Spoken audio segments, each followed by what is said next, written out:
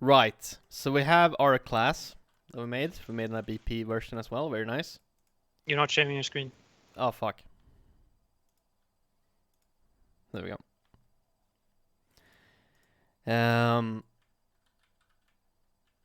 Yeah. So we have our game actor nonsense. So that's neat. I wanted to talk a little bit about compiling. Just going forward. The thing is that this compile button here, the cube, will do something called yes, I am OBS recording. We'll do something called hot compiling or hot reloading, where it will kind of compile your code and then kind of try to reload that code into the editor or into the engine. Whoa. The problem with that is that it's super buggy. Like, it's always been very buggy. Sometimes things will work, sometimes things will break, sometimes things will look like it's working but actually break. So this hot compiling is, I don't recommend it. Let's just say that I don't recommend it, because you will get errors that are very hard to understand. They have a new hot reloading here called enable live coding. Oh, okay, I have to restart, but yeah, let's restart. See if I restart the editor now with that checked.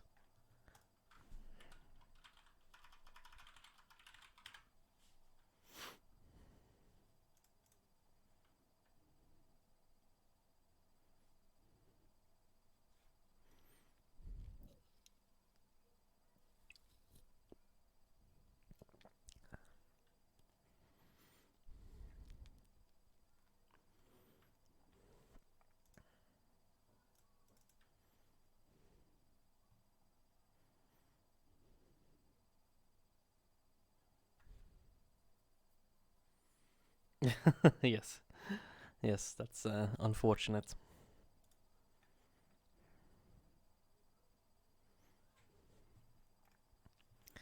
Right, so now we have this live coding here.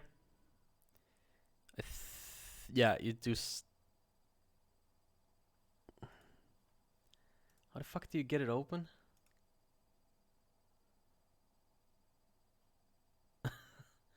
Usually they're supposed to open up a window here, but it's not opening for some reason. Is it live link? No, it's not live link. Just gonna look through here. Fucking hell. Developer tools.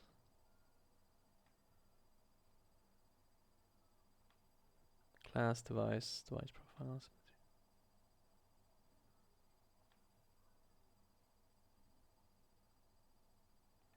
Huh. I have no idea. I'm gonna have to look up how to open that. The bottom line is it works better. Like, in my, from what I've heard from people, is that it works much better. Yeah, I'm not quite sure why it's not showing up, but whatever. But the tried and true method, which I use, and I recommend that you also use, because otherwise, if you're gonna get problems. Like, that's just kind of the way it is. Like, you're gonna try to do something, and the engine is just gonna be like, oh no, you're bad, and it's gonna like corrupt your blueprints or whatever. Like, that has happened. Like, no joke.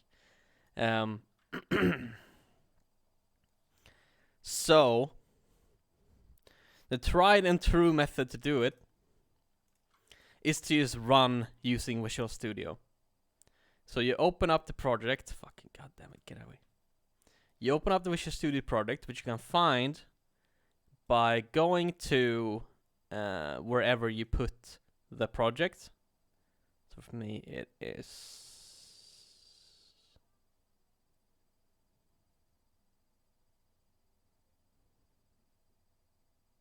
The fuck? Where did I put it? God, this is such a. You can look through Visual Studios where it is as well, you know? Ah, yeah, true. Thank you. FG_Unreal.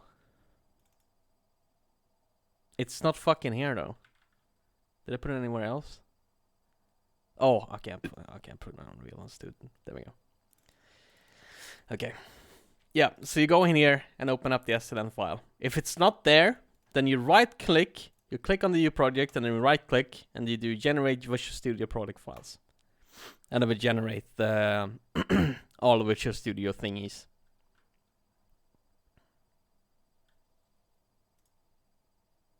Wait, what? So you click on the U project file here, right click, and then generate Visual Studio project files.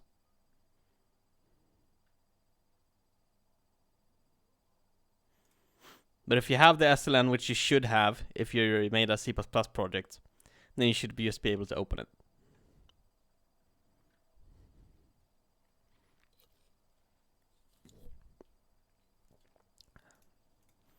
And then when you're in the Visual Studio solution, up here to the left, where it's like the debug mode,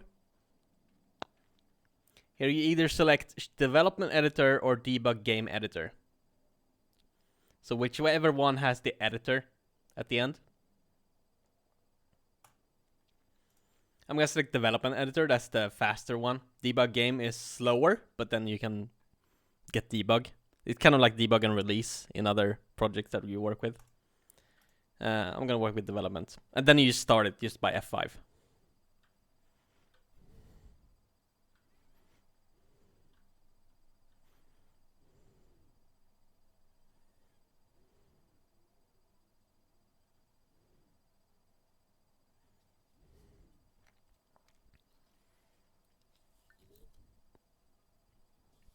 Can we go through this again? I kind of got lost. So you go to your project folder where you made your project. You open up the SLN file. Whoops. SLN file. So just double click that. Then when you're in Visual Studio, up here in top left, where it says develop, you select either Development Editor or Debug Game Editor. Either one that has an editor after it.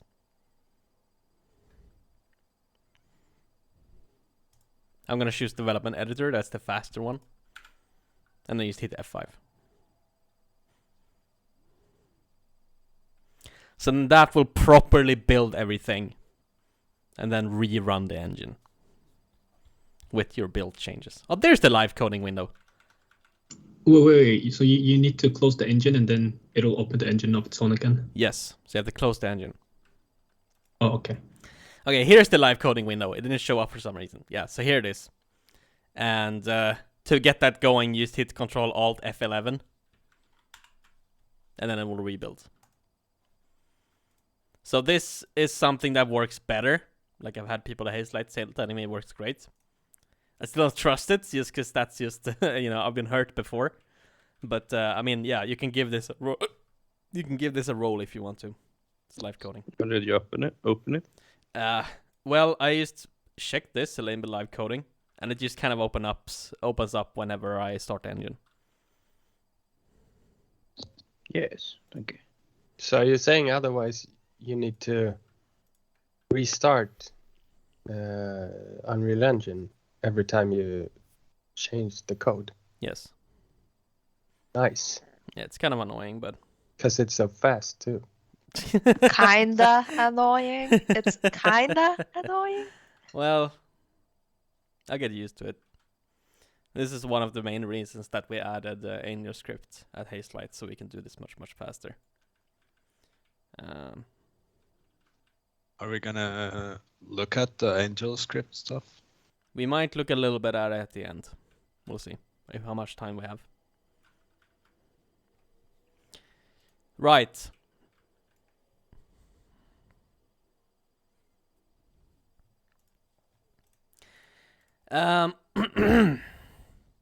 So we have our actor, our ML actor. Can I make this go away? Okay. So let's make it actually move or something. Let's make it do something. So I'm just gonna int tick. I'm just gonna add actor.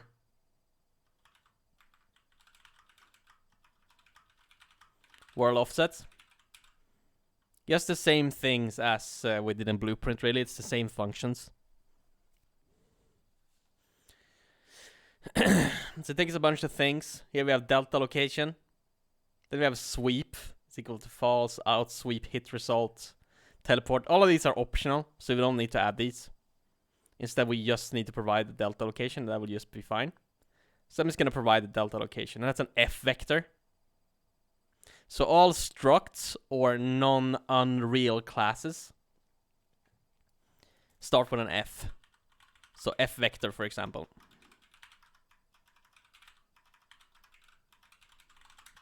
That's a vector class. Not a STD vector, not an array.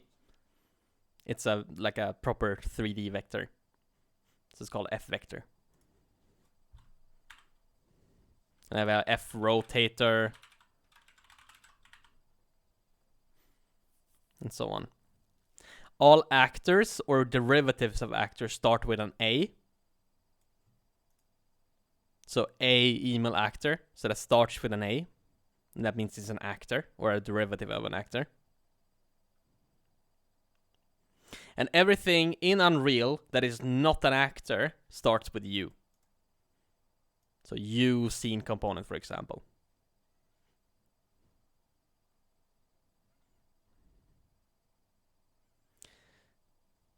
So that comes from the, comes from the U object here. So I know that your mentor kind of touched on U objects a little bit. And that's essentially like the base object type in Unreal. The base object type that handles stuff like garbage collection, all of this stuff with reflection and so on.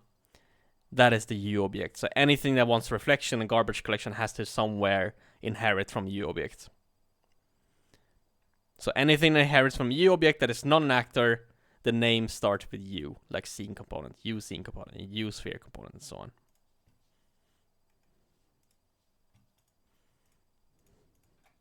So, U objects start with U. Unless it's an actor, then it starts with A. And anything that is not an U object starts with F.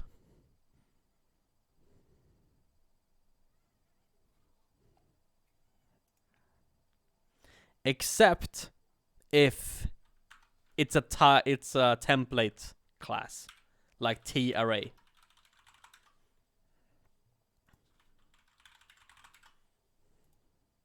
If it is a templated class, then it starts with T for template.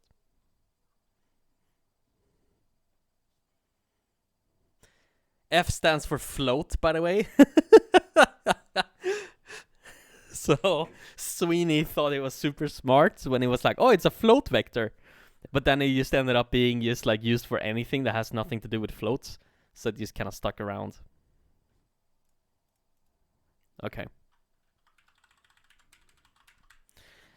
So we want to add an actor world offsets. What I'm going to do is just get actor forward vector times 200 times delta time.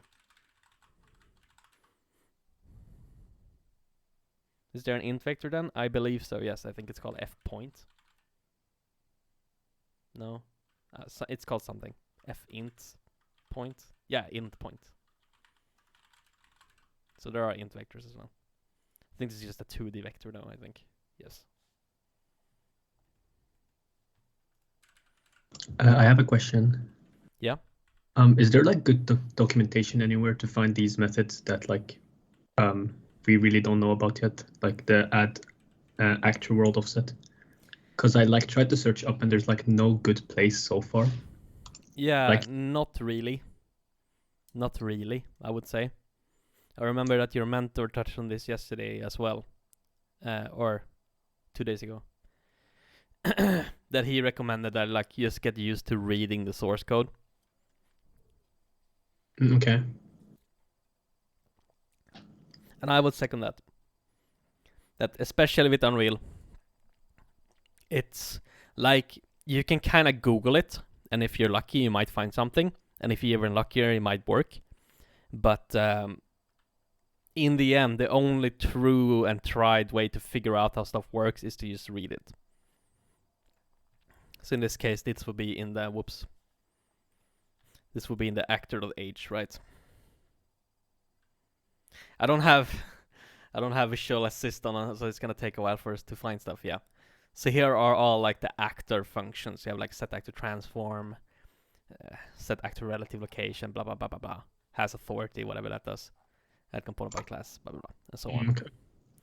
And Yes. that's the only like really tried and true. But of course you can Google and maybe you'll find something. In the end, the reason why, I mean, the reason why I'm kind of poo-pooing on documentation in general, because I do that. I don't think actually documentations are a good way to learn anything in game development. Because in the end, when you're at work, there's gonna be next to nothing documented. And you're gonna be working in systems that someone wrote, maybe good, maybe poorly. And if you're lucky, they have documentation, but in the end, that's gonna be highly sus at worst, or at best, and just flat out lie at worst. So when you're in the industry, there is no documentation. You just have to figure it out. Ask people, read code, just try to understand things. So that's why it's like in the end, when you're in the industry, there's not gonna be any documentation out there to save you. It's just gonna be try things, read code, and then that's just how you get by. So that's why not start now?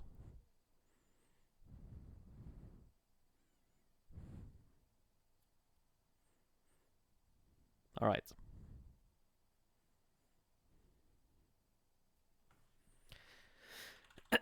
So now on tick, we're adding an active world offset. Put it actors forward vector, and then use times 200. So let's see if this works. I'm just gonna hit Control Shift F5. That sounds like a lot of wheels getting reinvented if you miss where someone else wrote it. Well, that's up to you to communicate what you're doing.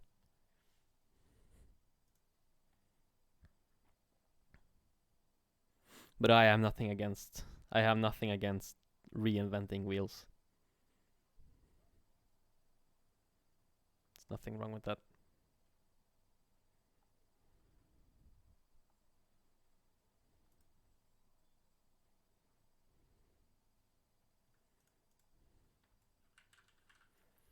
So now, if I place out the gosh darn actor, so I'll place it with an ML actor here. Hopefully now he should be moving forward. So I'm gonna hit simulate. And I can't see him.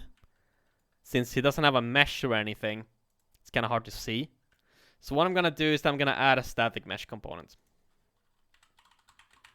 Gonna copy this U property thingy and add a U static mesh component. Mesh. So a static mesh component is just any mesh. That's it. This is the component that can hold the mesh and materials. Also has collision. So anything for drawing just a static mesh that doesn't move, aka not a skeletal mesh, you use the static mesh components. And then of course we have to forward declare it. So I'll forward declare it here. Static mesh component. And then we have to include it. I'm assuming it's in components. Could be wrong though. I was wrong. Where are you? No, I was right. Components static. Yeah, I was right. What the fuck? Red squigglies? Why did I trust you? Have I learned nothing? So what I'm gonna do is I'm gonna make a mesh.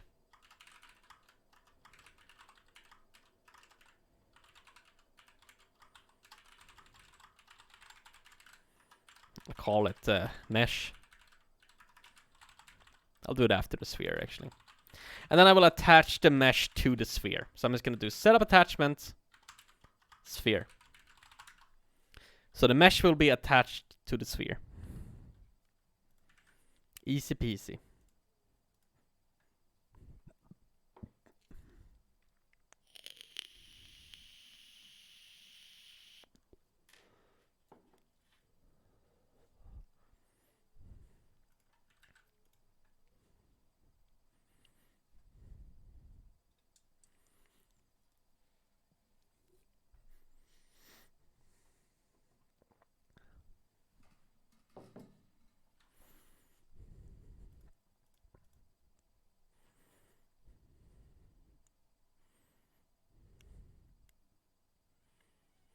Okay, so let's restart.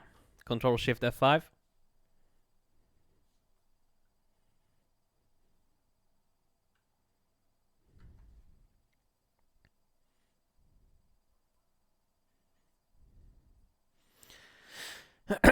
To be honest, it's hard to not trust the red squigglies. Do you think the reliance on them is a crutch used to them being important in C#? Yes, don't trust them. Trust the build output. That's the only thing that will actually tell you what's going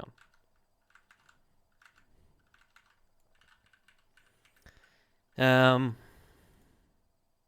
At least in C++. C# is probably good. So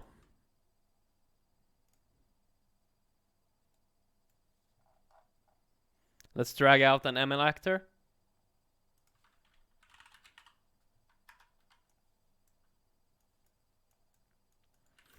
Right, so now we have a mesh here.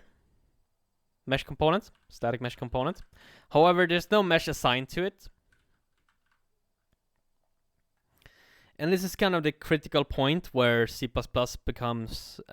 this is an area that C++ is just not very good at. It's referencing assets. So a static mesh would be an asset in your game, right? It would be something that that the artists make, and then you have to assign it here. So I just press the static mesh and you assign an asset to it. And while you can do this in C++, you can do it. Like you can reference assets directly in C++. I don't recommend it, because you have to do like a hard-coded path to an asset, like /engine/ whatever, blah, blah, blah. The path to where it is in the content browser. And first of all, you don't know if that's the final mesh. So if the artists want to come in and change the mesh, they have to talk to you, which is just kind of annoying for them, not for you. They just want to be able to change it without having to go talk to someone. 2, if they move it, which is quite often happens, they move around their meshes as, you know, folder structures update, it will break. And it becomes kind of weird if they want to add something. So on your actor, if they want to add like a particle effect or something else, a cloth simulator or what have you, then it becomes like a kind of weird that some assets are referenced in C++ and some are referenced in blueprints. So it's just kind of a weird, everything just goes kind of weird when you start referencing assets directly in C++. So what we do, like this is the way you do it. You always make a BP version. If you need assets to be referenced, make a BP version. And then in the BP version,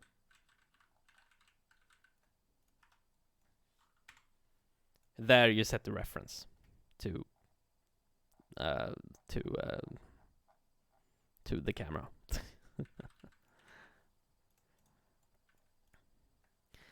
So then this blueprint exists just to set all of these assets up. Honestly, I probably wouldn't even have made a mesh in C++. I wouldn't even have made it there, because I would just have added it in blueprints. Like, keep the C++ away from visible stuff, like visual things, assets. Do that in blueprints instead, because it's just so much easier. And better, in essentially every way. But okay, so now we have a mesh tied to our actor. Just gonna remove him. Let's place him in the level.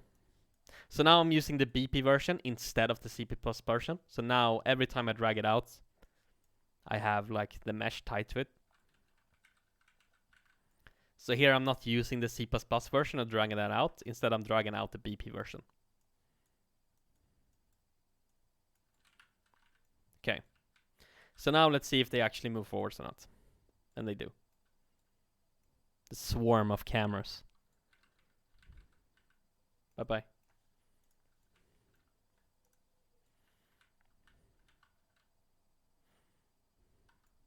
Okay. So now let's the camera in the static mesh. sorry. Were we supposed to find the camera in the static mesh? Where did you select that? Oh, in the static mesh, yeah, here in static mesh, I selected the matinee cam SM, but I mean, it doesn't really matter. You can select anything. I don't have that camera. Oh, you don't? Well, too bad. Okay. Too fucking bad. Oh, color calibrator. Wow, that looks great. But we can take whatever, or Yeah, just take anything.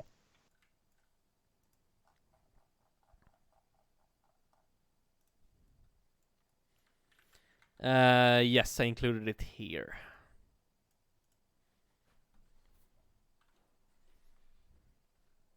So I have a question. Yep. Is there like two different versions? There's like a C++ version of the object and a blueprint version of the object? Yes. And like based on what do you choose which one to use? If there is a blueprint version, you want to use that one. Okay, makes sense. That's why usually you would mark actors that are like, you're supposed to override this in blueprint and use that, like for the mesh and stuff. I would mark it as abstract, like this, abstract. Marking this class, this base class, as abstract, and that means it cannot be placed into the level or spawned at all. You have to use a derivative, but let's just not go there now.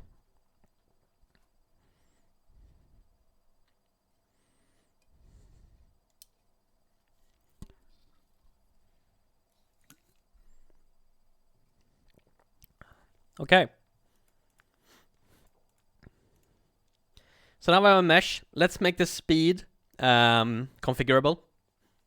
Just like we did before with the other thingy. So in the Unity terms, the blueprint is the prefab, and the C++ version should just contain logic. No, I don't think so. It's the C++ version is also like a prefab. It's like it has a collection of components plus functionality. The blueprint version just sets the assets, really.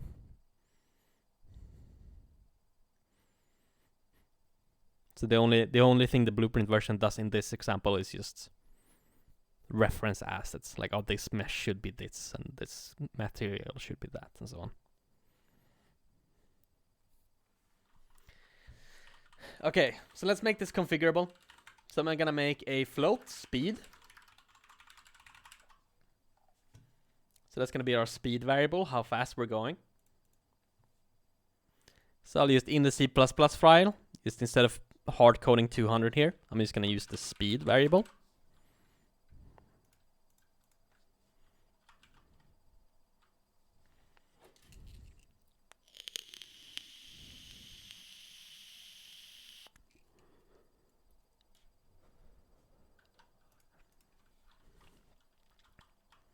So let's restart. Control Shift F5.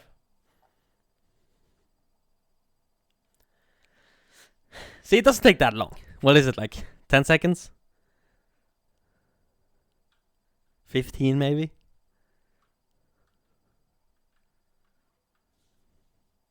I'm gonna turn this off. Okay. So now I've added a speed variable to these boys. So they still move at 200. Because I set the speed to be 200. But of course, there's no way for us to actually change it now.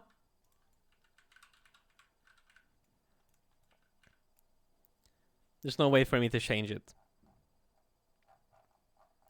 Like, I cannot find it here, anywhere. Speed. Yeah, there's nothing there. And if I go in here, there's nothing called speed in here either. So just like with the other components, these pointers, we have to expose this speed variable to the engine. So same thing there, we have to mark it as a U property. Let's try again. Control Shift F5. I think the running gag with FG20 was that every time I compile Unreal, I have to tell a joke, but I don't know if I can keep that up this time. I don't have that many jokes. Okay. So now it's a U property. However, just with the components, just because it is a U property doesn't mean it will show up anywhere. So we've exposed it to kind of the garbage collector and the reflection, but it's not actually exposed anywhere in the editor to be able to be changed. And there are two places that we can change this, or two main places where we can change it.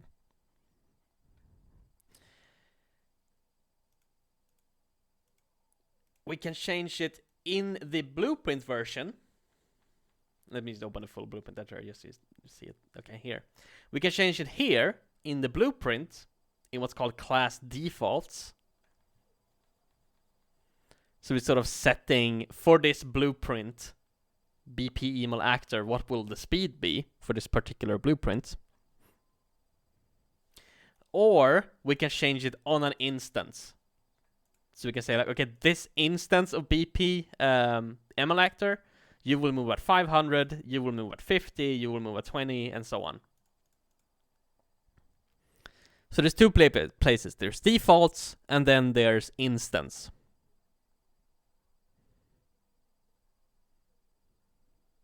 And we can expose them to either one of those two. For example, edit instance only.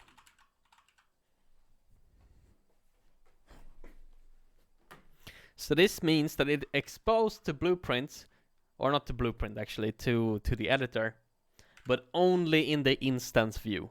So where we have placed something in the level, and we're clicking that particular instance of this actor. So that's the only place where we can change speed.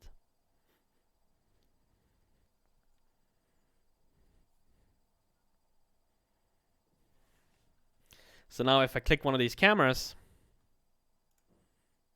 I should be able to search speed, and there it is. So now I have a little slide box here, so I can change the speed of these actors. So this is 50, 200, 500, and 1000. And then if I simulate, there we go. Wait, how did you make it editable? I missed it. Because I can see it, but I can't change it. Edit instance only. Okay.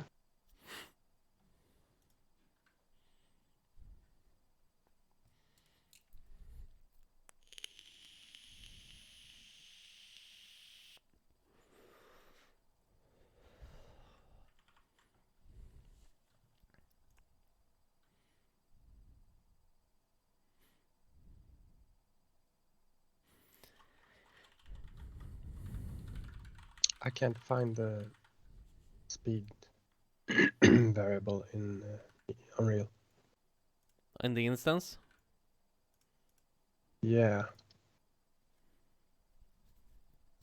Did you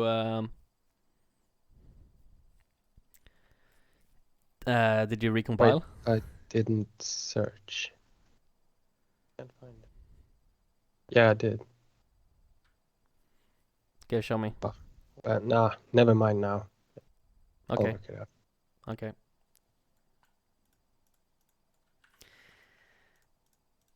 So that's instance editable. And we can expose it to defaults by edit default only. Is it defaults or default? It was defaults, thank God. I would have looked silly, guys. I would have looked silly.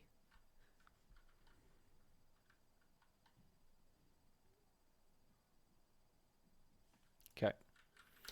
So now that it's edit defaults only, I cannot find it here. So if I search for speed, I can't change the speed on one particular instance.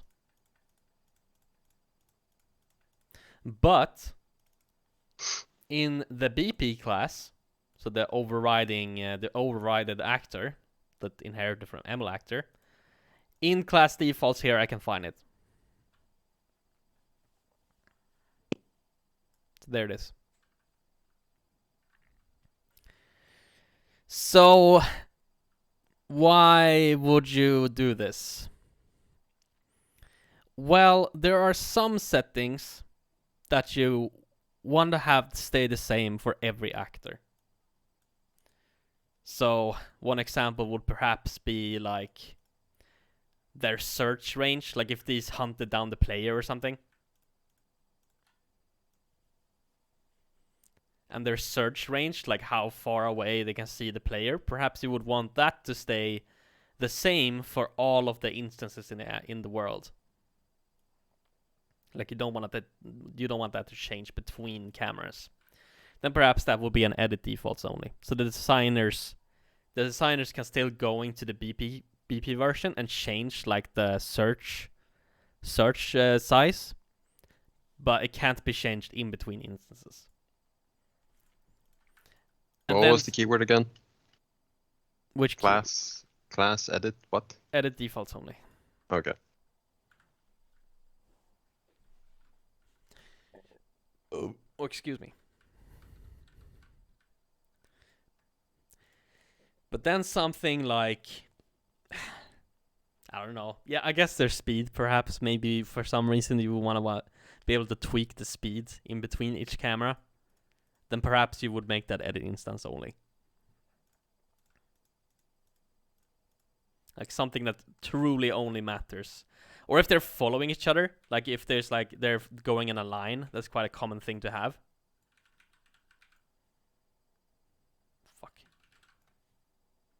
Like if they're supposed to travel in a pack like this.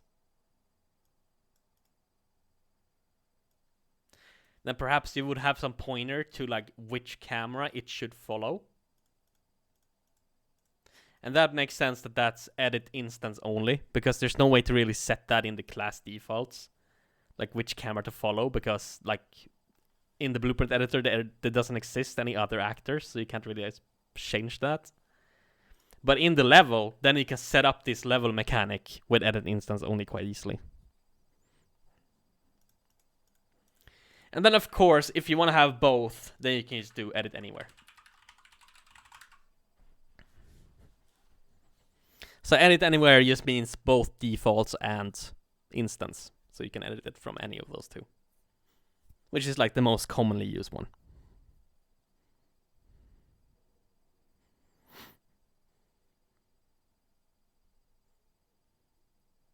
So that's how you set up view properties.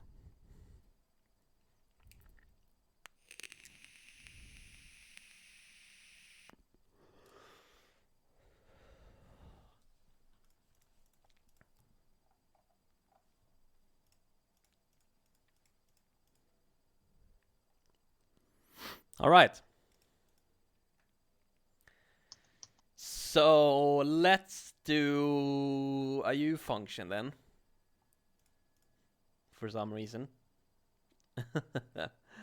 I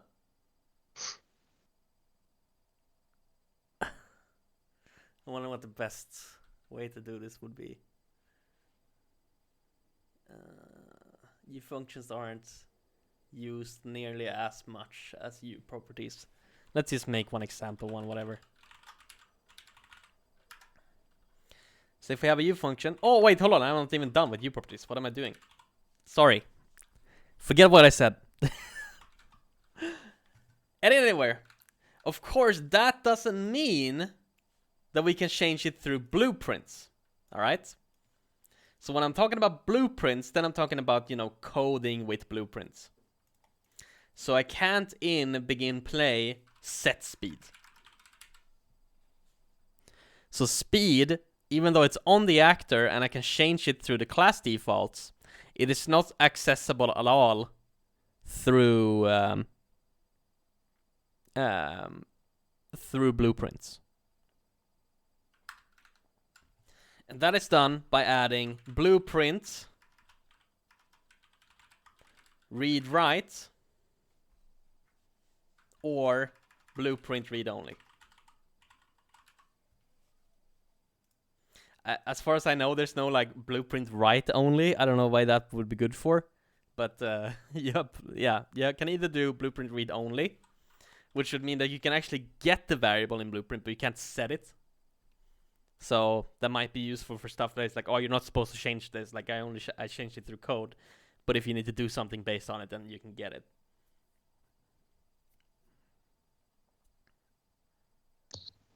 if you do edit anywhere,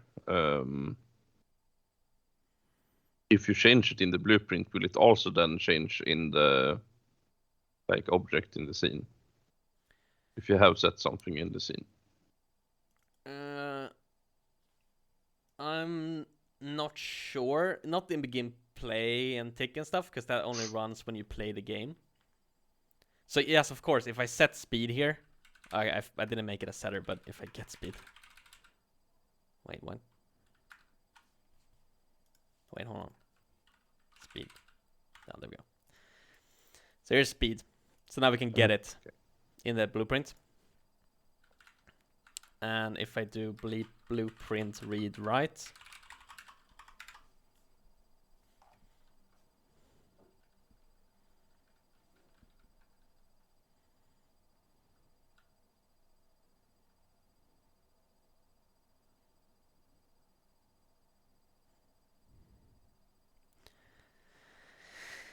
det var en 2 bagare och en smet. Funny. Thanks, man. So now I can set it.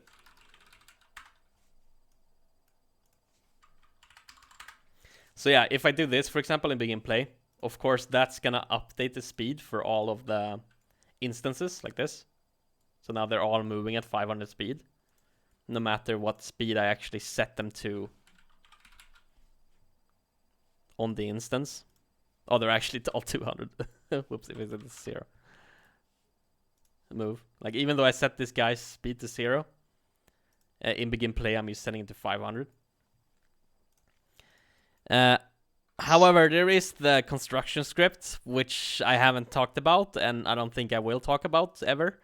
So in there, I don't know, crazy shit happens there, so maybe. But yeah, as far as this goes, then yeah.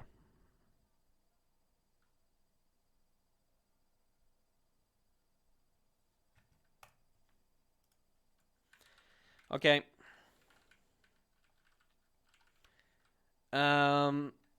Yeah.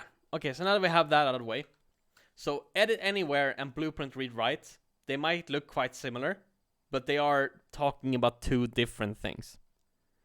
So edit anywhere is just for the properties panel, like the details, while blueprint read write is just for blueprint coding, like what can you do when you're coding with blueprints. So they're accessors for two different things. But I would say this is like the most common setup to do. Like edit anywhere and blueprint read write looks like the default behavior really that you need or that you want usually. I'm sorry, what's the difference between edit anywhere and the blueprint read write? So edit anywhere works with the details panels, like class defaults here and on the instance itself. So you can set the default value. While blueprint read write is for when you're coding in blueprints. So if you want to set the speed from blueprints or get the speed from blueprints. Yeah, okay. So that's the difference. Okay, so let's talk about U functions then.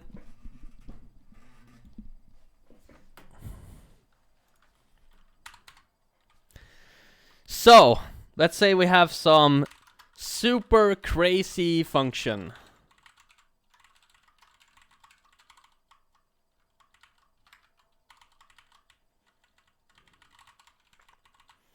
Let's define that.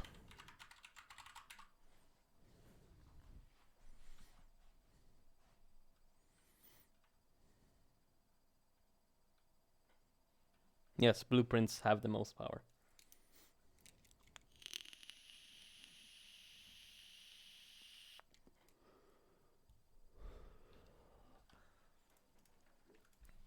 So let's say in the super crazy function we used to add an offset, right? So we used to add actual world offsets. Let's move it up a little bit. So I'm just gonna do vector up vector times 500. So I'm just gonna move it up a little bit.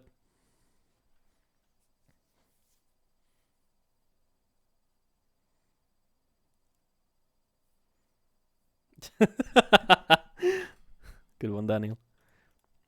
So when we call this super crazy function, we jump up a little bit. How exciting. How fucking exciting. I'm hoping you guys are fucking excited, because I'm fucking excited. So, let's call it then. So I'll restart.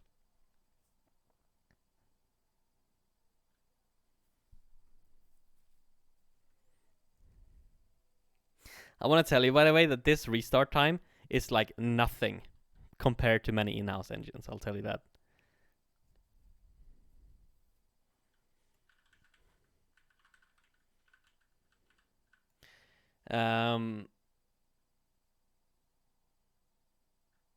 Yeah.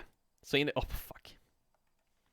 So in our BPML actor, I want to call it right. I want to call a super crazy function, but I can't find it. What?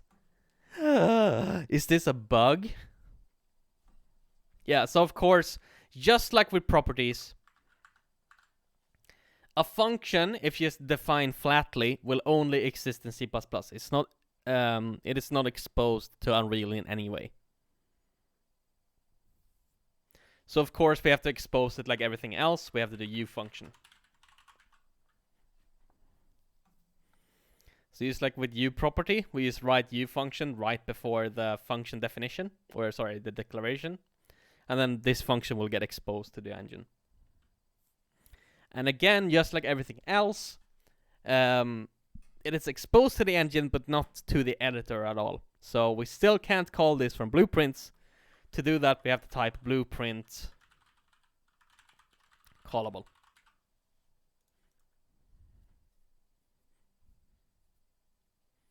So now we have made a function that that we wrote in C++ that can actually be called from Unreal, from Blueprint, I mean.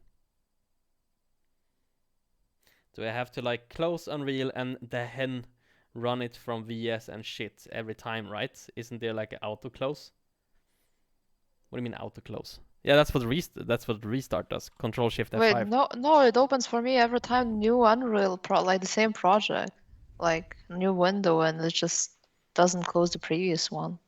What? Yeah, like it's always like stacking on top. I think you're lying. So then it's Control Okay. Shift F5 to Yeah. Control Shift F5 to restart. She's trolling, guys. Don't listen to her. Okay, sure. Well, it might be some other. It might be some other key combination. But in the end, what you want to do is just hit this arrow here, restart. Whatever that is bound to on your keyboard. Oh, so like you never actually stop running it What? from Visual Studio. Yeah, it should close the old. This should close the old one. If you're running with Control F5, then no, it probably won't close. So don't do Control F5, which is like the run without debugging. You want to run with the debugger attached.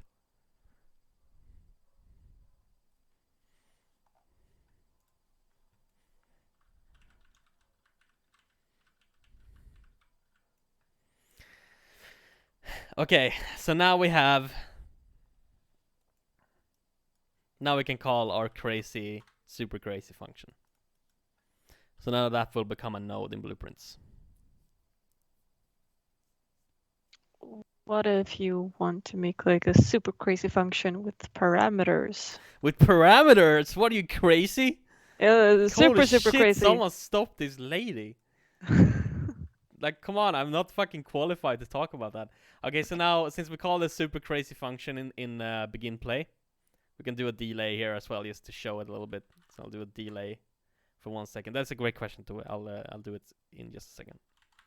So after 1 second, I want it to be called a super crazy function. So they walk, and then after 1 second they pop out, because in super crazy function we add a little world offset there. Right. So she asked, what if I want to make a ultra omega lul function that takes a fucking it takes a parameter. Oh god, excuse me. Oh. So I'll have it take a float and a vector. So I'll do like distance.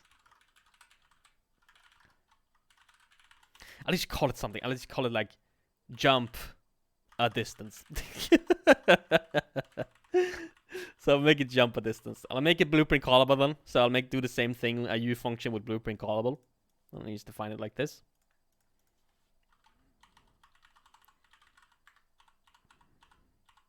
I fucked up so bad. Oh my god. Okay, whatever. Super crazy function is out. So if I define that,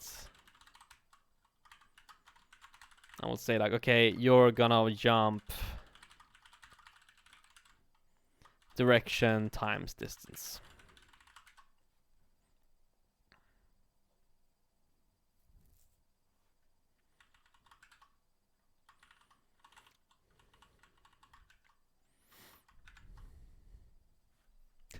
Thank you, William. I needed help with that.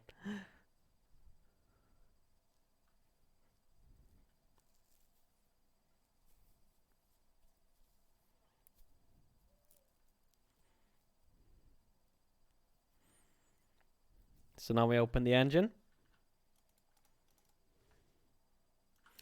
And now we should be able to call jump a distance.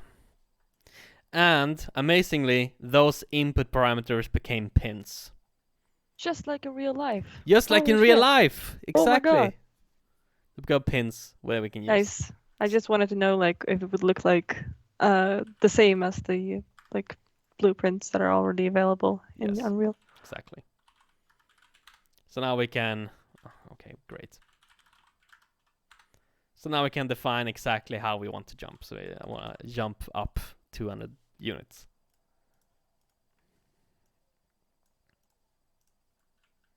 Boop. There we go. Bye-bye. Bye. Okay. So that's U functions. And that's usually how you would work with a designer. I'm gonna have like a big speech at the end, so get ready for that. At kind of the end of this course. Kind of how you work together with designers in Unreal. But I'll give you a teaser now. No, I won't give you a teaser now. I'll give you the easy answer. Usually, the programmers will work in C++ to make sort of the core systems. So if this was an enemy, right, it would be like, okay, the searching algorithm and then like, you know, how it should chase, like doing the tracing and whatnot to find out if it can chase, the shooting the balls probably at some point. And then the designers, you will expose variables and functions for them to call so that they can create the bigger picture. So like you might have a function that is like start chasing. So then perhaps the designer was like, what if it plays like a little animation or something, or it displays like an exclamation point above his head, and then it starts chasing. So they control sort of the flow, the bigger picture stuff, while you do the nitty gritty in the C++ file. So that's kind of how C++ and blueprints kind of work together in that way. That C++ does the nitty gritty, the details, and blueprints handles the bigger picture. That is usually how that's made. So you would expose functions and properties for them to change, to tweak.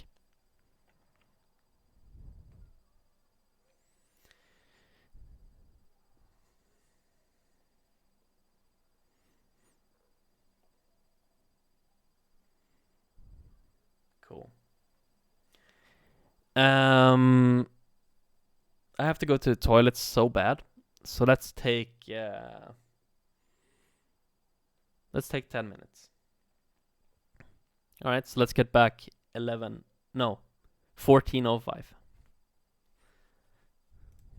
Here's the code. I'll have it open. Okay, 10 minutes.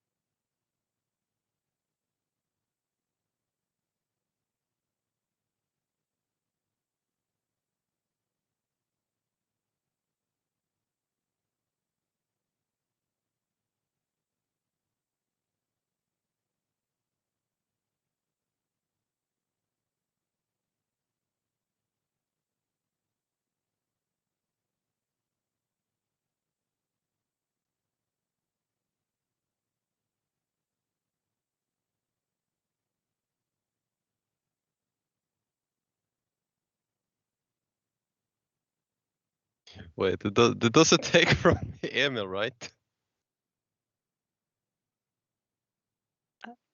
I don't know.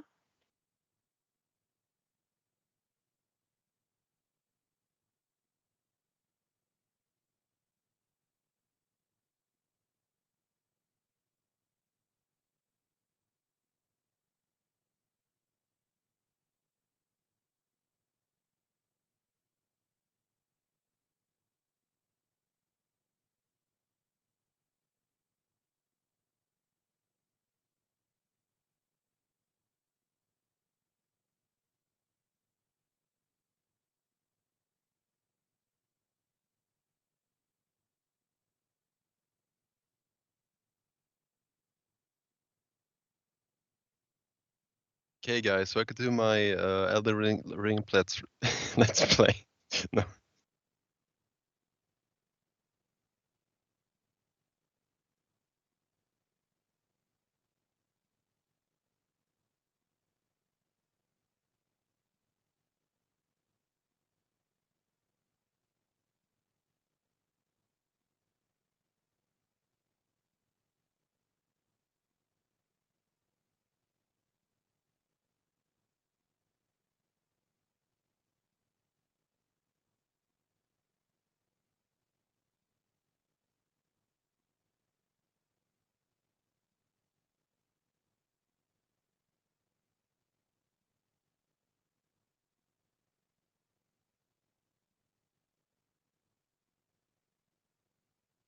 Guys, I don't know how to play this game on PC. In the keyboard.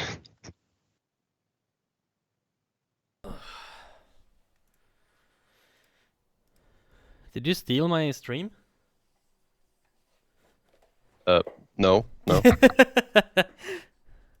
Very sneaky. All right.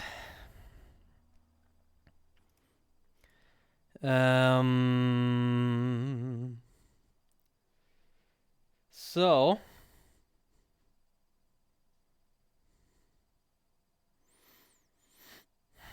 Right, I had a follow-up question. oh, shoot. Well, how would it look if you want to return like multiple classes or variables from your function in blueprints? So multiple return values are kind of tricky. So first of all, if we just return one value, it's fine. Yeah. Like if we return a float, Yeah, that's works as good as you would expect. See if we run this.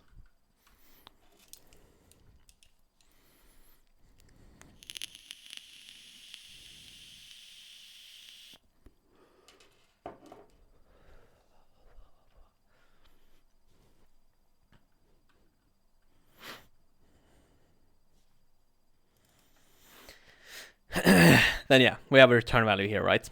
Yeah. Easy. Yeah.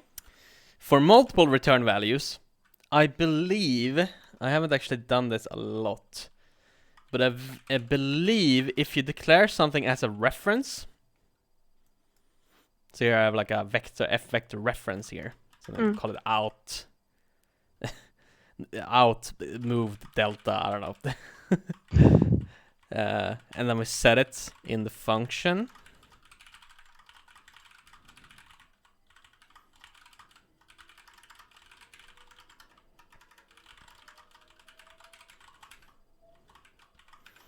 Then, if I remember correctly, Unreal should see anything that's just a reference, not a const reference, but just a reference. It will treat that as an output pin for blueprints. Oh. Let's see if that works or if I'm just shitting out of my ass. Yes. Okay. Yes. So that gets Cool. turned into an output pin here. So you can have multiple outputs by declaring them as just plain references in the function. Okay. Has to be a reference. But then you would need to send in. That kind of makes sense though. Yeah, that's for stuff that's sent in and stuff. That's Unreal. Yeah. Blueprint compiler madness. Right. Let's not talk about that. But yeah. Cool. Thanks.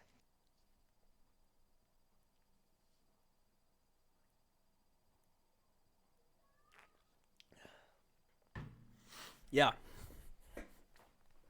So that's how you make U functions and U properties. Very nice.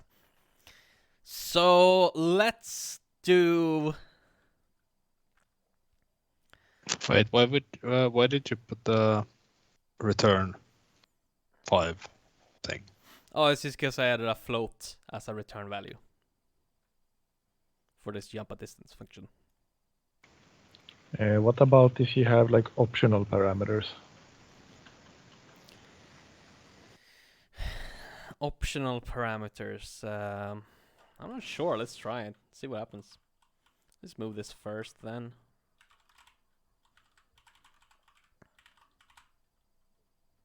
Oops.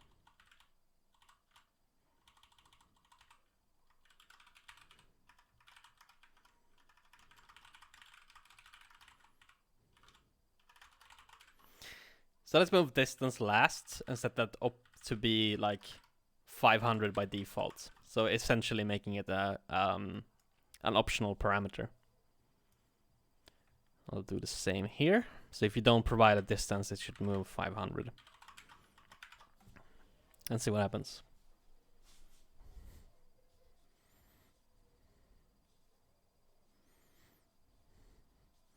So it's basically you make a bunch of functions and connect them in the blueprint. Well, I mean that's the slightly oversimplified explanation, yes. But yes, that's essentially it. All right, so it still shows up, but it does have 200 as a default now. Oh, I think actually I put that in. There we go. Yeah. So now whenever I make this function call, 500 becomes the default value here in distance. For stuff like no,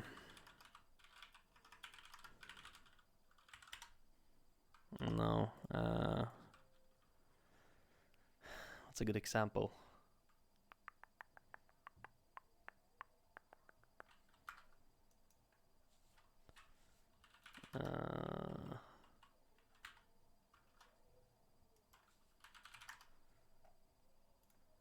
Fuck. Trying to find one with advanced parameters. God damn it! I can't come up with one on the top of my head.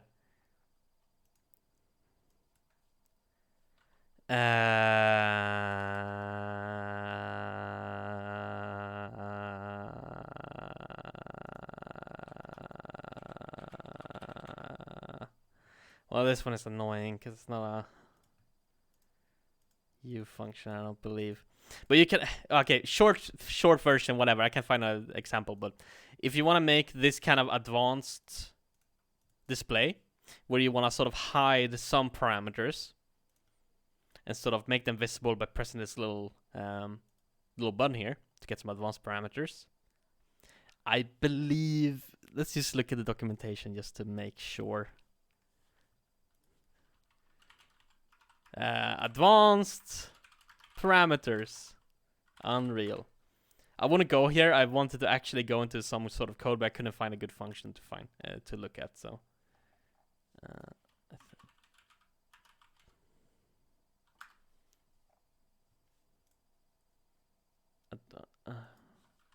U function specifiers. Here in functions, so here's all the specifiers you can make. Here's category, for example, which is quite nice. And I want here advanced display. Here it is. So, whoops. So it's kind of annoying how you do this. The way you set this up is that you write meta equals and then another pair of parentheses. It's kind of complicated why it works like this. So like some specifiers are just flat, you just write them out, and some you have to write this meta equals.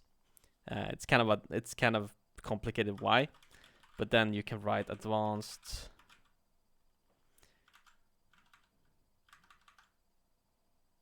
display. That was it. Shit. Equals distance.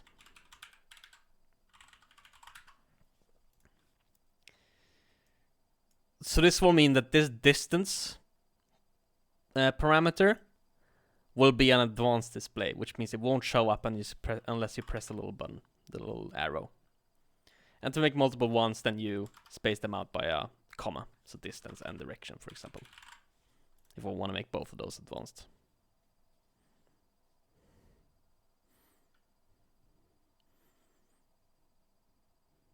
What did the documentation call those things? U function specifiers, or just function specifiers. So here you have a nice list of those. There's also the same thing for properties. So here's property specifiers. There's a bunch of them. So yeah, so now you can see there's only direction here unless I press this arrow, and then I get distance as well. So that's quite neat when you have some advanced features that, you know, aren't used that much. Then you can put them in an advanced display. Pretty cool. Let's remake the enemy that we had before. This enemy here. Come on. This enemy had here. So we want to remake this aggro range. So when we walk into the aggro range, we should, well, aggro. So let's do that. Let's just have one actually. So I will make a, let's get rid of these U functions. Now that we understand them fully, we can remove them. There's no at all confusions about those. So I'm gonna make a new sphere component. I'll just rename the old one. I'll call it aggro sphere.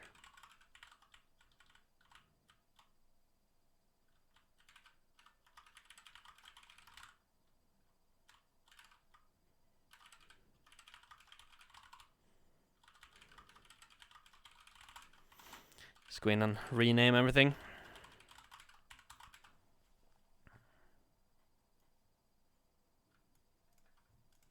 And in the constructor, we can also set up some default values for our agrosphere.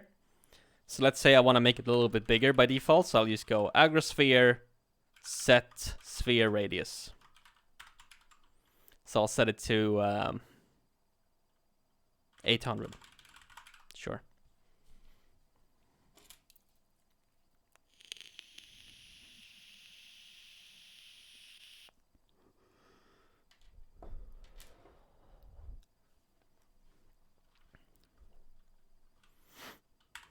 Okay. Let's just recompile to make sure that worked.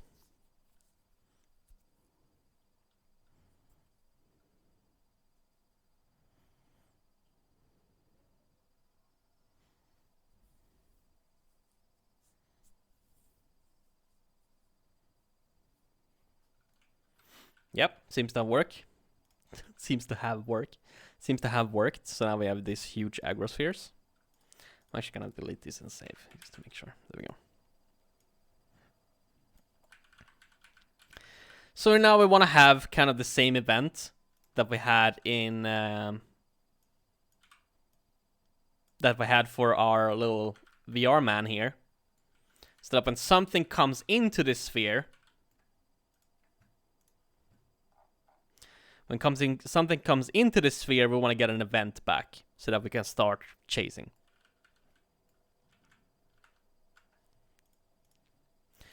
So the way we do that, if I remember correctly, it's been a hot minute since I did this.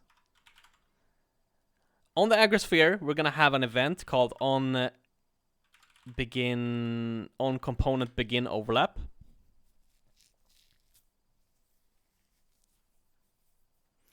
So that's the event, and that's the same event that we bound to in Blueprints, by the way. So it's the same event we bound to in Blueprints. So we're gonna bind to it in C++ instead. Then we do dot. And there's a bunch of different things here. The Unreal delegates or events, like if I go to this, Like they look like this, which is, you know, very pretty.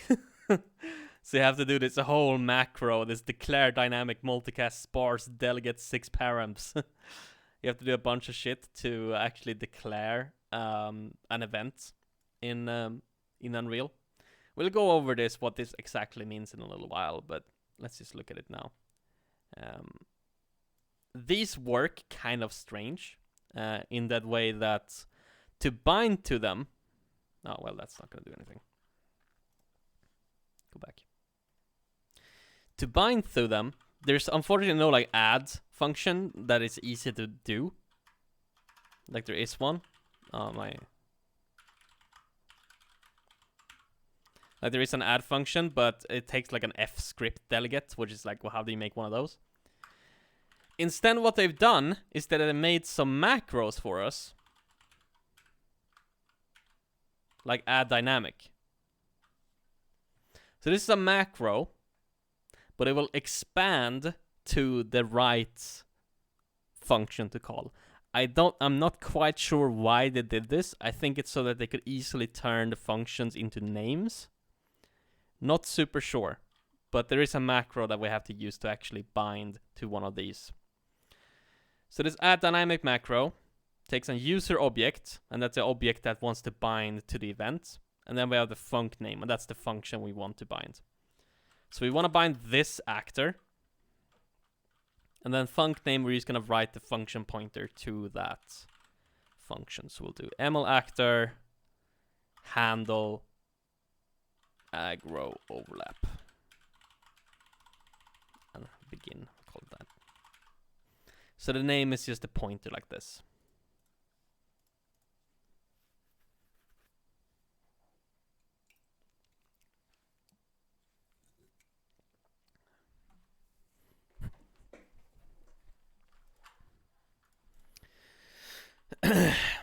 So then I'll just make that function. So I'll make it just anywhere. I'll make it here. Void handle aggro begin overlap. Whoops. Like that. Put it at the end there.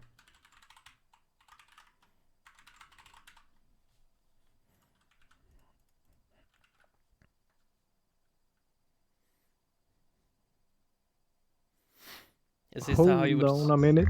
Yep. I think I missed something with the dynamic function thing. Yeah. Because mine is not purple, and it says it class A email actor has no member. Oh yeah, no, that's for the handle aggro thing. Yeah, that's where we have to make the function. Well, if it's not purple, I don't know. It's I can't tell you why it's not purple. Shouldn't it be purple? I have no idea. Depends on what plugins you're using and how they're coloring things. I know.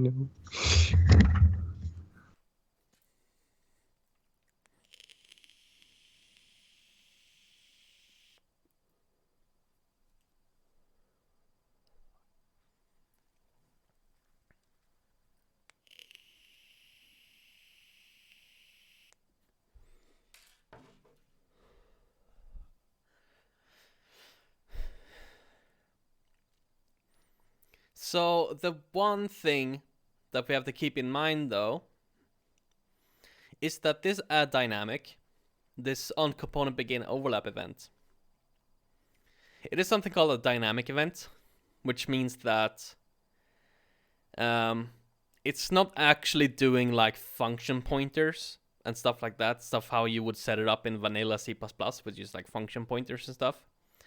Instead, it's using like the Unreal Engine system, like with view objects and their own reflection.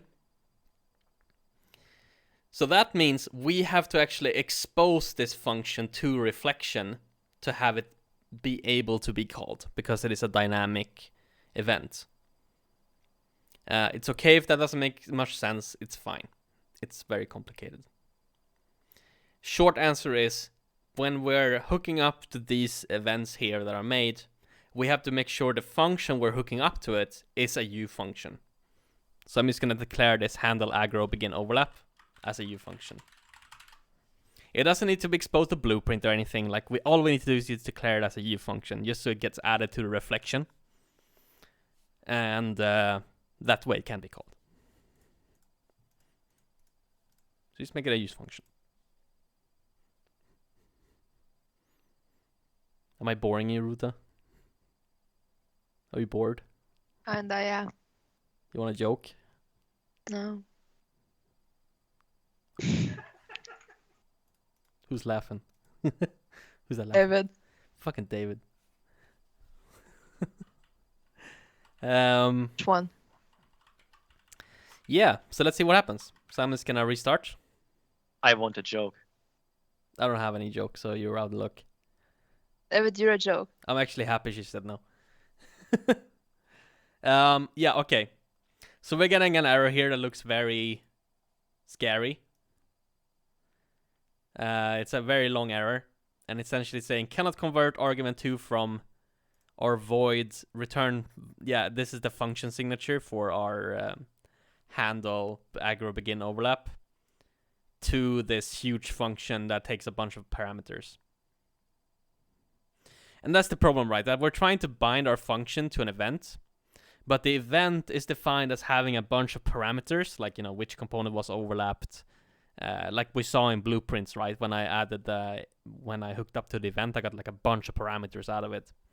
So we have to make sure that our function signature actually matches the event. And we could look in the error message just to see like what it's trying to convert to. Like it's trying to convert it to function returns void and then take these parameters.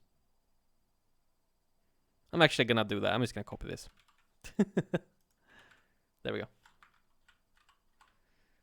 Just make sure. Oh god, I'm running out of space.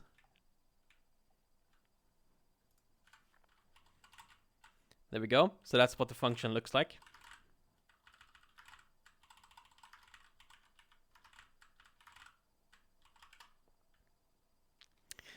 Or, because this is kind of dumb, because I'm not getting any names, like I don't know what any of these are called.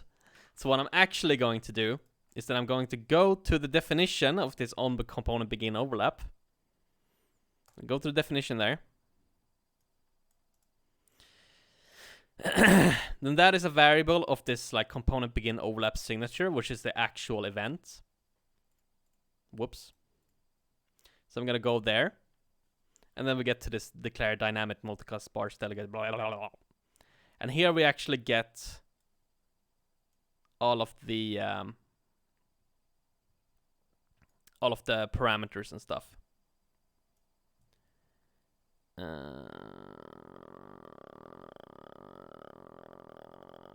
Yeah, so it starts from here. So I'm just gonna take this. Start as the overlapped component one. I'm just gonna take this and copy it in. I fucked up.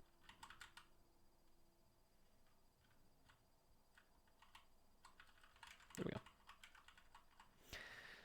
So he took it and copied it in. I can copy this into Discord as well for you guys. Can I turn word wrap on? How did you get to that thing? Well, And where did you find it? Yeah, I just right click this on component begin overlap, go to definition. What do I do if I can't go to definition? I get an error. You get an error? Yeah. Then I don't know. I will copy paste this for you. Oh, no, I think I got it. I will copy paste this for you, so you don't have to do that. Unfortunately, it has commas in between like the type and the name, because that's just kind of how you declare events in Unreal. So I'm just gonna go around and just make sure it looks good. So I'm just gonna actor pointer, other actor, then u primitive component pointer, other comp, in32 other body index, bool b from sweep, and then const hit result reference sweep results. Whoops. So there it is. I'm just gonna copy paste this in the Discord.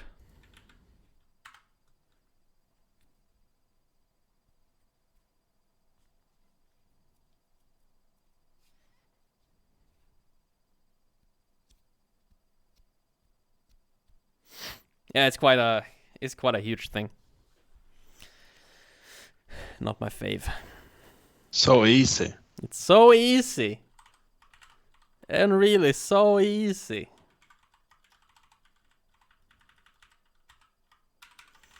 Alright. So here we have the definition then. Oh, AM elector. There we go. Yeah. So it takes a primitive component. Oh, whoops. Which is the component that was overlapped. So that will be aggro component in this case. Other actor, which is the actor we collided with. Other comp, which is the other component on that actor that we collided with. Which in the player's case would be like the capsule. Other body index, which I'm not quite sure what this is. I think it's a triangle. Like which triangle you actually collided with. We have from sweep, which is if in case either we swept or they swept into us. And then here we have the hit result in case we did sweep, which will be like the normal and all of that good stuff. The collision stuff. But we don't actually care about that. We just want to aggro. Somebody's going to bool aggro. Yeah, of course. We have to make that I'm just going to put that in the class.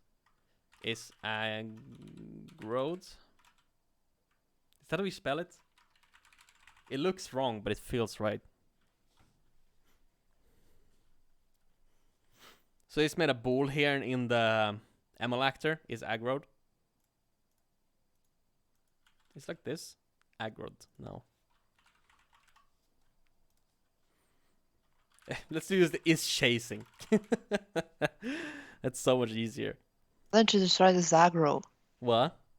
Like it just is aggro. Like a normal 'Cause human. I don't want to. I don't want to.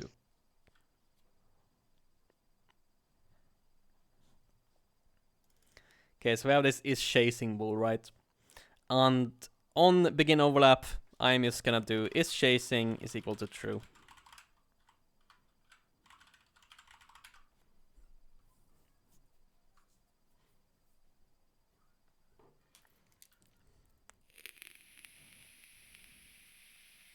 Could you show us the rest of the dynamic thing calling? I'm like rapidly running out of space.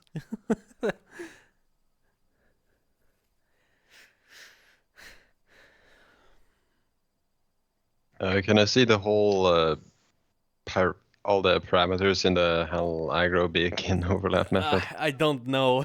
Can you? I'm gonna try to do a vertical split instead. Hold on. Oh, they're in Discord also. Yeah, they're in Discord. Yeah. Is there no way to like automatically generate whatever the hell that is going on in that? Probably. There's probably a resharper function for that or writer function for it. I wouldn't be surprised.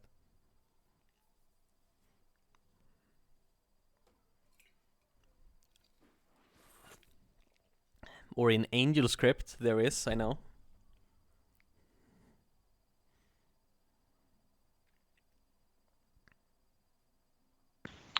Where are you setting the bool to true? In this handle aggro begin overlap.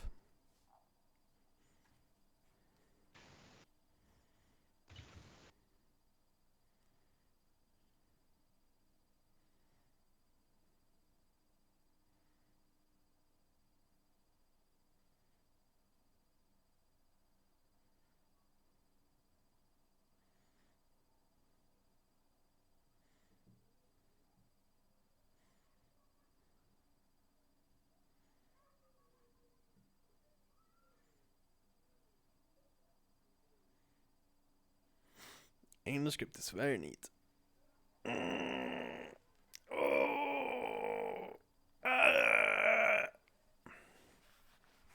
don't think I will be able to work with Unreal Engine at a company without AngelScript these days. I've been spoiled. I don't want to work in C++ anymore. It sucks.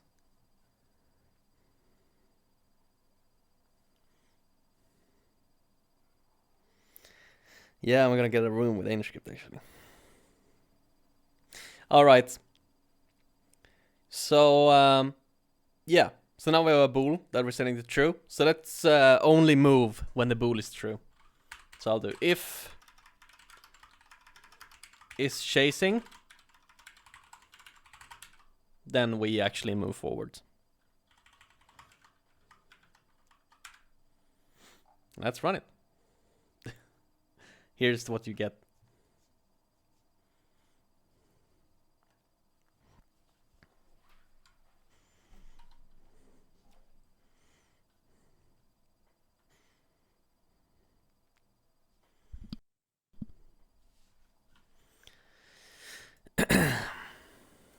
So now, oh yeah. So I removed the test functions that we did before. So now we're getting this error in here because this doesn't exist anymore. So let's remove this. At least it didn't corrupt our blueprint. That was nice of it.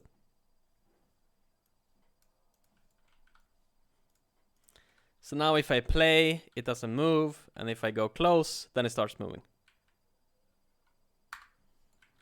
And same thing here. We can just make this agrosphere not hidden in game. Just uncheck hidden in game here. So now we can actually see when I actually go into the sphere, it starts moving. Bye-bye. No, come back. No.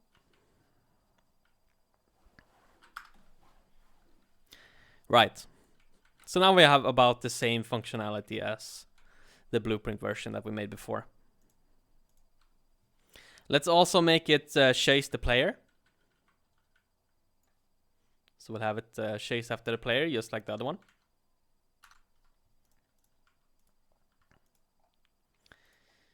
So what I'm gonna do, first of all, okay, let's try a few things first. First of all, if I make 2 of these bad boys, and I sort of move the player out of the way a little bit. If I make 2 of these bad boys, and then simulate, then fuck. Oh, fuck, I moved the player. Whoa! That's not good. Let's just ignore that.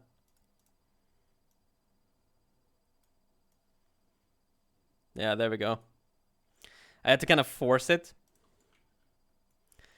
But if I move this guy out of his collision box, so these two are kind of overlapping right now, I move them out.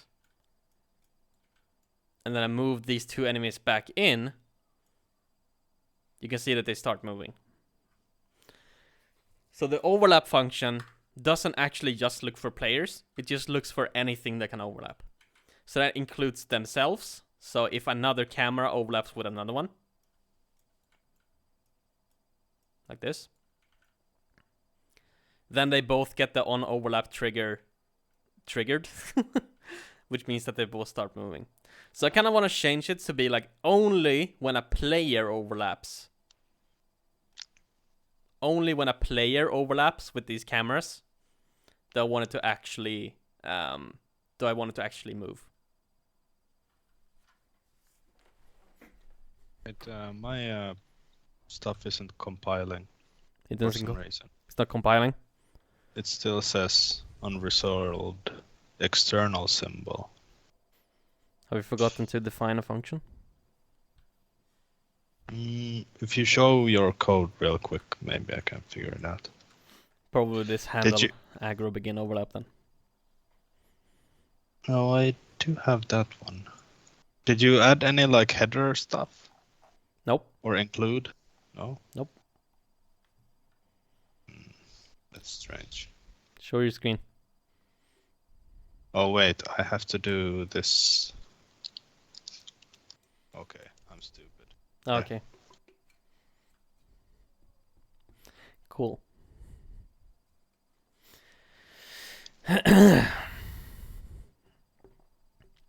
Right. So I want to check when something overlaps with the cameras, with the camera heads. I only want them to chase when there's actually a player that overlapped us. So what I'm gonna do is I'm gonna check other actor is A. There's a function is A. And then I'm gonna write a pawn.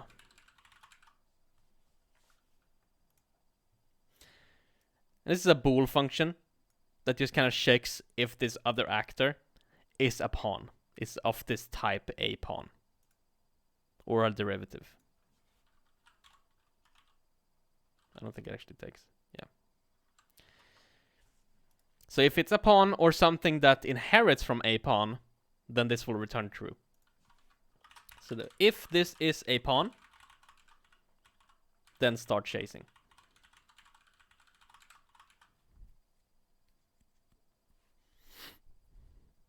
Now, if we had a player-based class, which we don't have right now, I would probably check that. Just is it a ML player or something? But the best we can do now is pawn or character. We could have done character as well. Just anything that our player inherits from. So now it should only begin aggroing when it overlaps with something that is a pawn.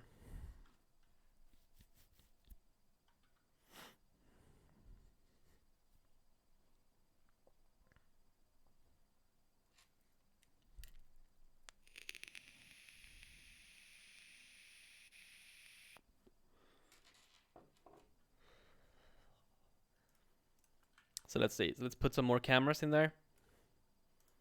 Let's play. So if I set.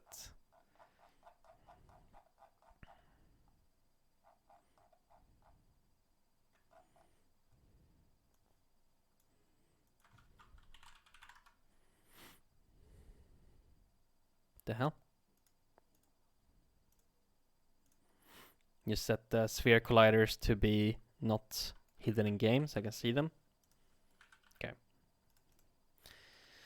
So if I move this bad boy up and then move back in again, they don't start chasing because they are overlapping something. It's just that what they are overlapping is not a pawn, so they won't start aggroing. However, if I possess the player, whoa, Jesus Christ. Okay, if I possess the player and go into this, then they start chasing because now there was a pawn entering their sphere collider.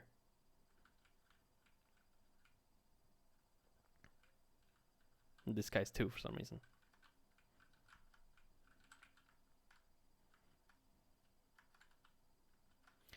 Cool. So let's make them chase the player then. And I'm actually gonna do it in a different way this time. Yeah, the opposite of chasing, yeah. Yeah, they're not very good at chasing, they don't have eyeballs or anything. What I'm gonna do is that I'm gonna save a reference to the pawn we're currently chasing. So instead of having a bool, I'm actually gonna have a pawn pointer. Chasing targets. Called chase targets. Set that to null pointer by default. So I'm gonna have a pawn pointer. That's gonna be the thing they're chasing.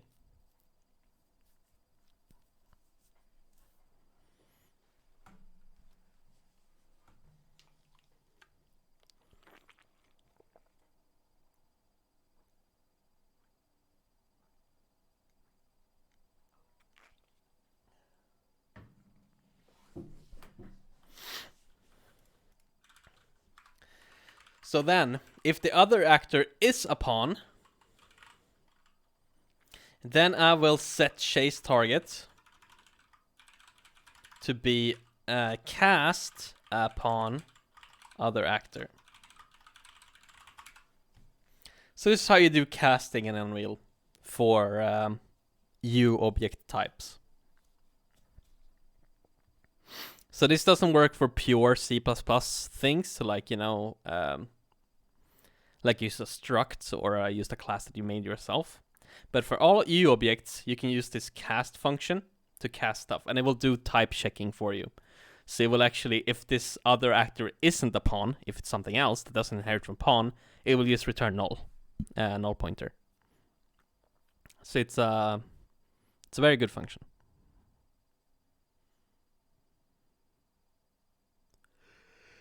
So this is how we cast. So this is how we cast in Unreal C++. And then of course in tick, we don't want to check this bool anymore that doesn't exist. Instead, we want to check if we actually have a chase target. So we say check if chase target is not equal to null pointer, then chase.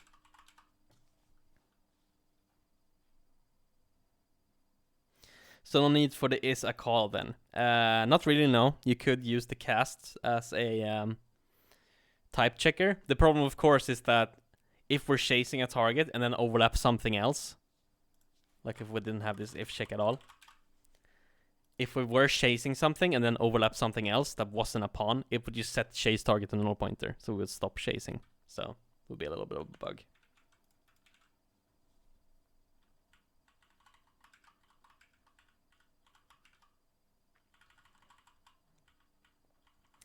So now we're checking if chase target is not null pointer, and if it isn't, then we start adding a world offset. So then we start chasing. Let's see if it works. Let's see if this will work.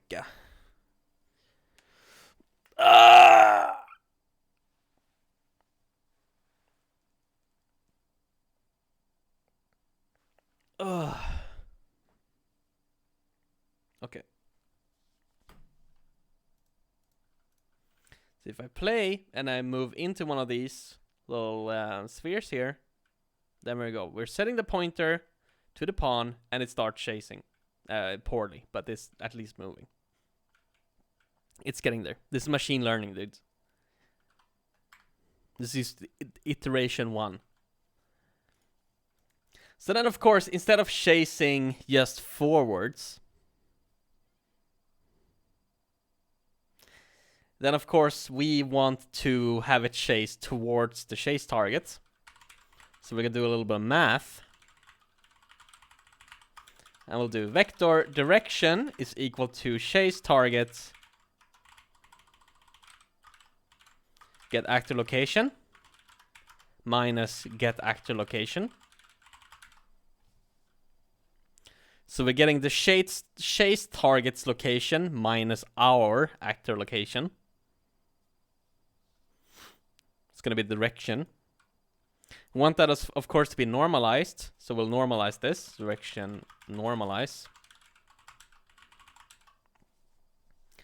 So the normalize function will actually change direction. So it's not like a get as normalized.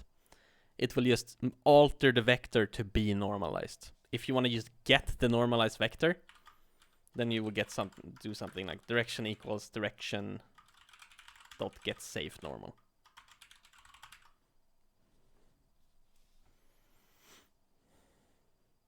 So get safe normal will return a copy that is normalized, while normalize will just normalize the vector you call it on. So now we have normalized direction. So now we can pump that into here. Direction times speed times delta time. So now it should be chasing directly towards the player.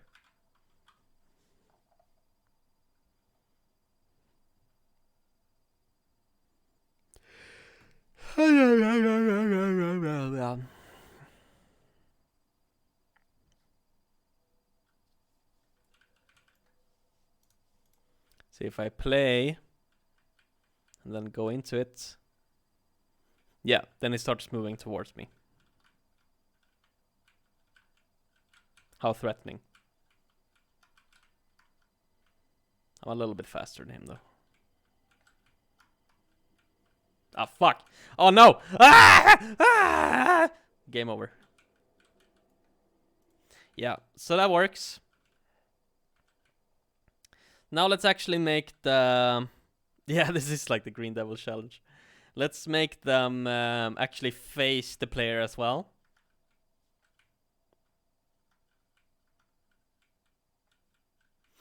So that instead of just moving and strafing around, we rotate the actor towards the player, so it actually looks like they're looking at me.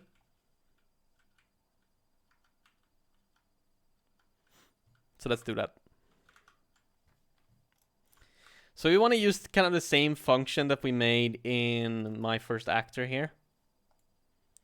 If you remember, the innocent days is make rot from X.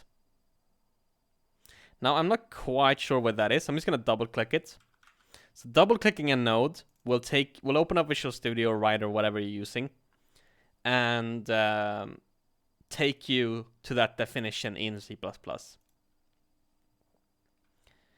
So here we can see it's in Kismet Math Library, which is a library thing that has a bunch of nice functions in it. So in Kismet Math Library, there's a function called make rot from x that we can use. So let's do that. So we're gonna move, and then we're gonna rotate to face player. So we're gonna call Kismet Math Library. Okay, I have to include it.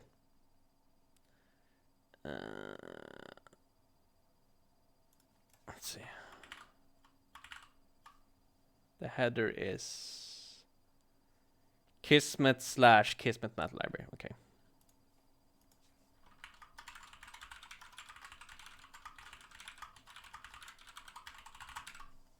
There we go. Should be good. Kismet, by the way, is an old word for blueprint. It's what blueprints were called before blueprints. So some stuff still use the old name.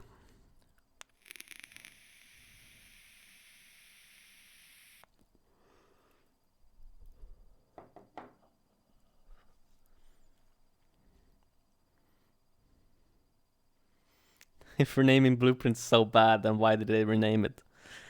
That's a good question. That's where you spam the Sweeney emote. Okay, so now we should have access to make rot from x.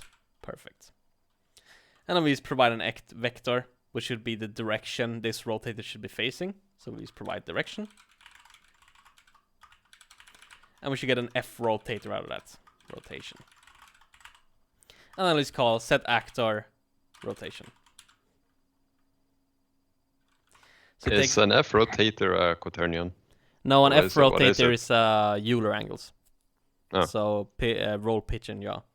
It also takes a quaternion here if you want to use that instead. So here it has F quat. But why would you? Sometimes it's more useful. I'm not quite sure. I mean, it depends. Like in the editor, Euler angles are just so easy to work with. Like just yawing and pitching and rolling, and you can just do easy things easily. But sometimes if you're doing more complicated mathematics where you need quats, like where it's like you need to do a little bit more sophisticated stuff, then you would use quaternions. So, and you can convert between them with just a function call. It's very easy. So this is kind of up to what you're doing. So I'll just provide a rotation there. So set actor rotation, rotation. Super easy. Oh.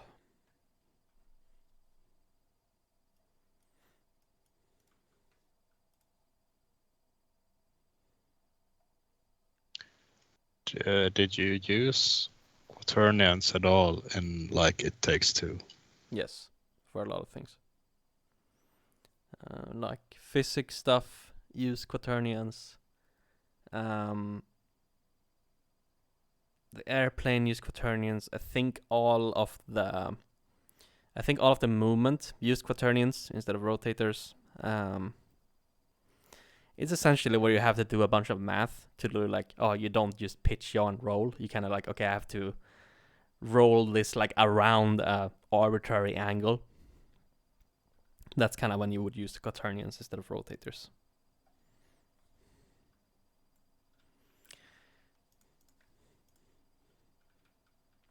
So now hopefully if this guy starts chasing me, yes, then it's also facing my direction. So it becomes a little fish. Ah! There we go. Yeah, so when I get close to me, it kind of spaz out a little bit, but yeah. So now we made the same actor that we had before. How nice is that?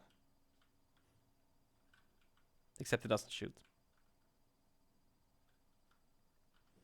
But we made it in a C++, guys. What?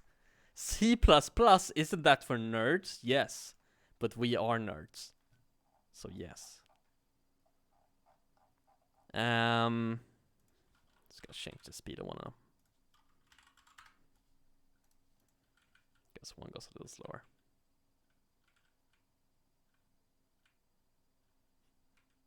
Oh, I think I left in begin play actually. That there, the begin play sets the speed to 500. So never mind. Yeah. So that's the first day of C++. It is kind of a mess. Like that's why I start out with blueprints, just to teach you guys like the basics of the engine, like what the core concepts are, how things are set up, and blueprints and things, before I actually head over into C++. Because it's kind of hard to teach someone C++ based on if they don't have any information about how Unreal works. Am I recording? I am recording. Okay. Got a little mini panic attack there. So yeah, it is a little bit messy. But I mean, it's C++. Like they didn't really have much to work with there, unfortunately. But I mean, there are probably better ways they could have written it. But that being said, having worked with like in-house engines and stuff like that before, I can tell you it's quite nice. It's quite nice compared to those. I'll tell you that. But it makes you understand why Unity went with C# instead of C++ for sure. For their scripting.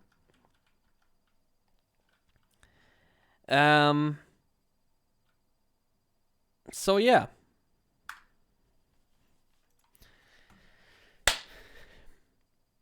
There it is.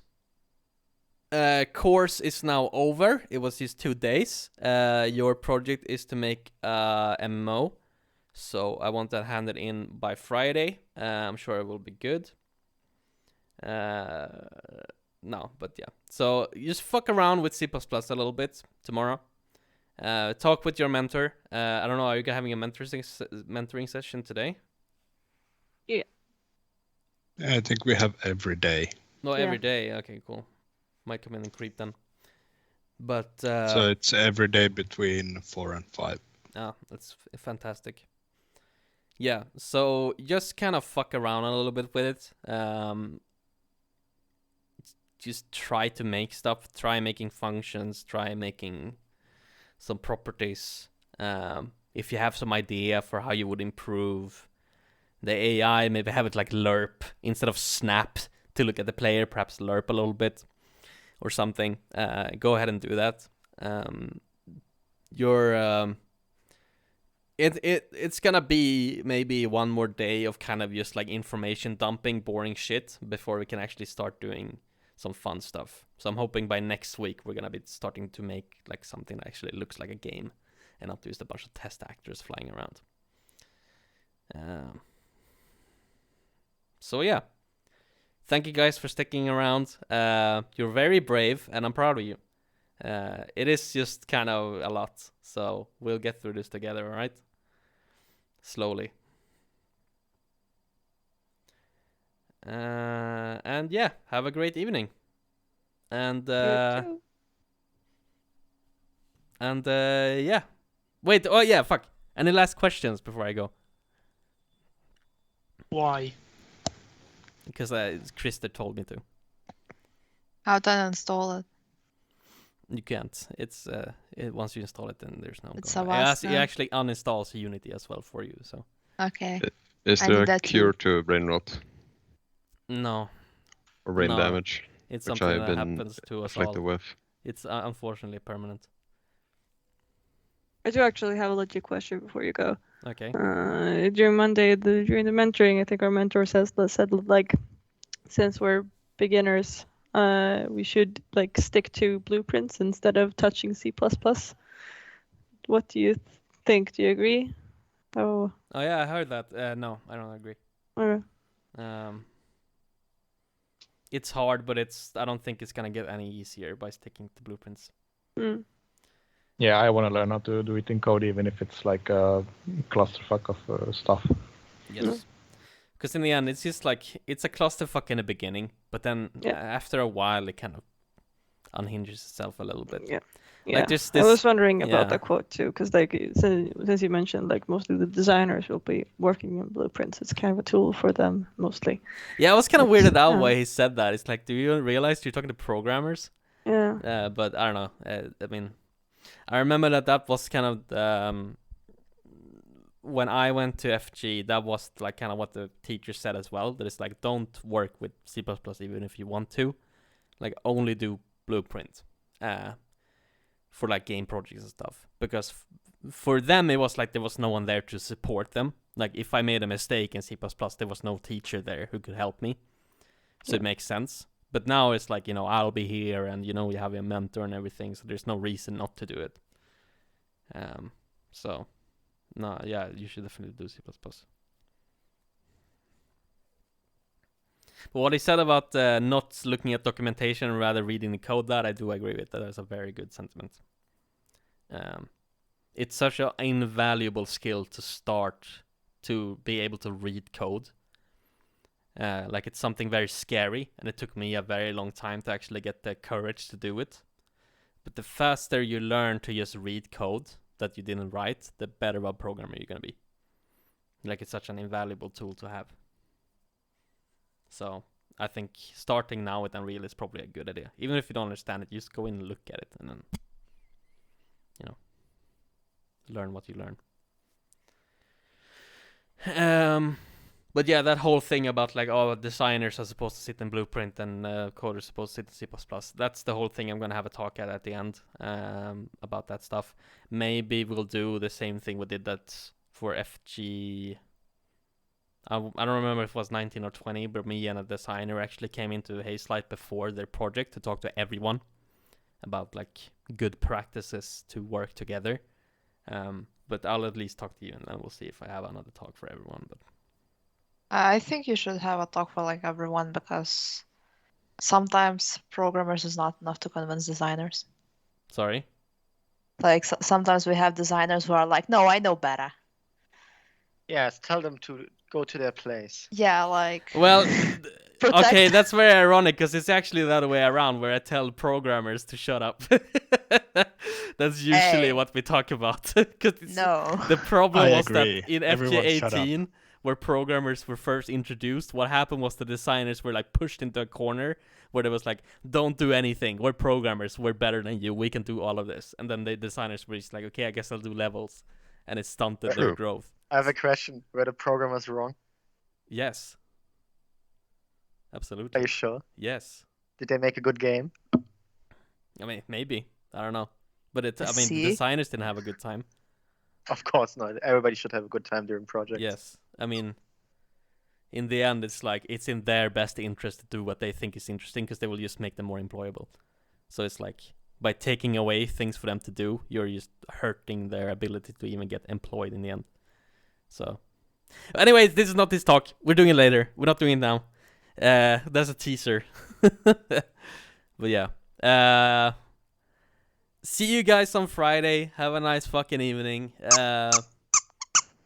No, David, stop. David. I'm gonna spray water at you.